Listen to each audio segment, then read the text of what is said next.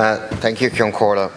There are times in public life when a policy, however well-intended or intentioned, by design, strays away from its original purpose. The local property tax, to my mind, is such a policy.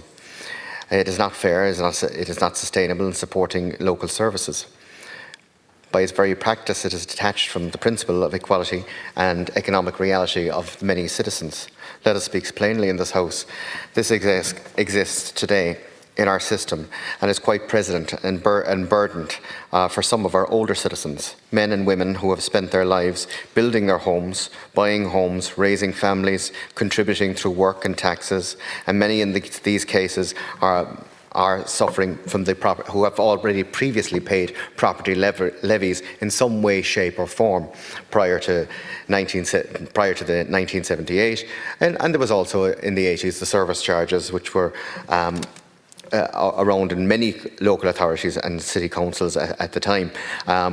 So, you know, they've always been paying into some sort of system. And I have to say, you know, many of these people are now in retirement, often living on their own.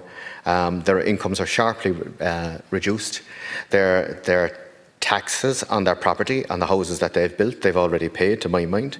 Their heating bills have not halved. Their refuse charges have not halved. And quite often their income has halved.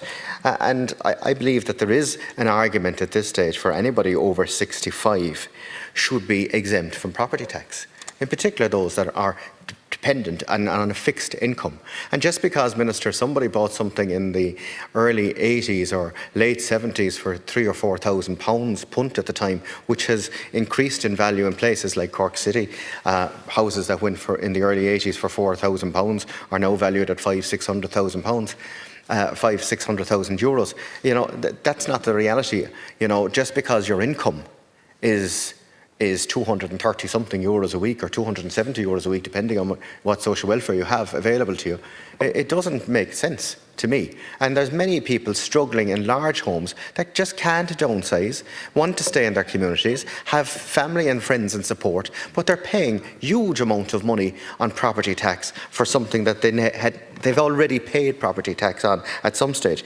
Equally, Minister, I have to say there's we have a disparity when it comes to how property tax is collected in this country. You know, at present, local authorities retain 80% of the tax, and the other 20% is pooled into a national equalisation fund to support councils whose own LPT income doesn't meet the baseline.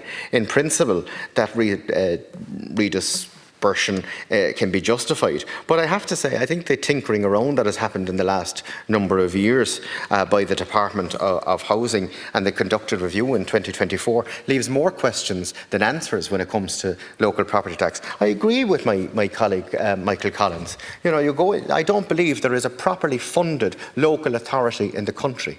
That a local authority wouldn't say no if the government said, here's an extra 10 million, here's an extra 20 million. The reality is we're underfunding our local authorities continuously, and that has to be addressed. Thank you. Deputy Malcolm.